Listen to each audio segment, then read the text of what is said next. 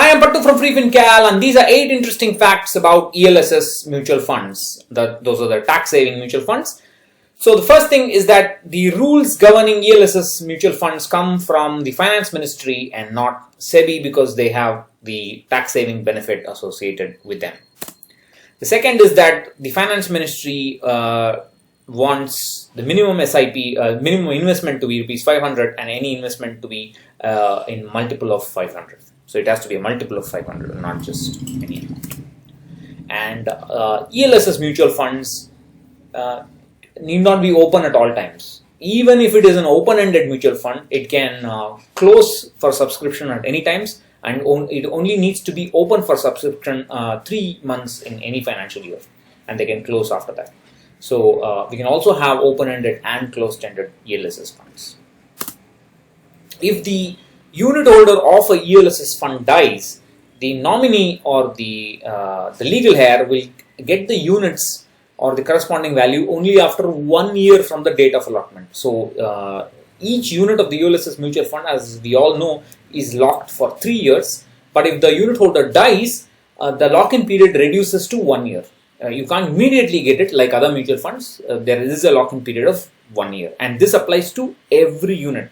So if the unit holder is running an SIP and midway through the SIP the unit holder dies, and if the legal heir of the nominee does not know that the SIP is running, then well, that leads to problems. So getting the money out will take time. So it will take 1 year for every unit purchase will take 1 year until the unit is 1 year old. It will be locked.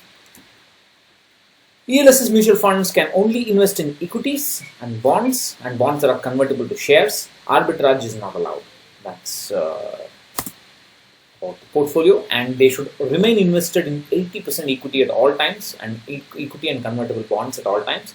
It can hold 20% in cash or money market instruments, but this is the portfolio. It is 80% equity and 20% cash or money market at all times. And the 80% equity can be just about anything. There's no need for an ELSS mutual fund to be a large cap fund or multi-cap, or it can be anything. It can be value oriented, contra fund. It can even be a sectoral mutual fund. There's really no clause on how the 80% should be managed. Each AMC is allowed to have only one ELSS mutual fund with the SEBI approval. It can have any number of closed-ended mutual funds. Of course, this only one ELSS mutual fund rule from the Finance Ministry was not strictly implemented by SEBI before its own recategorization rule. Aditya Birla AMC used to have 3 mutual funds because they acquired other AMCs, and so they got additional ELSS funds from other AMCs. Edelweiss also had 2, I think. L&T had 2, and so on. So only now after the recategorization, there has been a strict one fund per category rule, but there was this Finance Ministry rule which SEBI did not bother to enforce. Now the last point is that mutual funds are often missold as better performers because the sales guys tell people that because the fund manager is able to because the units are locked in, the fund manager is able to take long-term their stocks for the long term, and this improves performance. There's no factual evidence for this. I have written a post about it. This is essentially done because of the high upfront commissions in the case of LIC. In the case of not LIC, in the case of ELSS funds, the AMCs offer additional benefits to distributors, and therefore they sell it like that. There is please recognize that an open-ended ELSS fund has nothing. I mean, the fund manager has no benefit associated with the lock-in period that each unit holder has, because after the first 3-year period is over for the ELSS fund, there will be redemptions and inflows, and therefore the fund manager will have to buy and sell stocks according to the inflows and outflows of the mutual fund.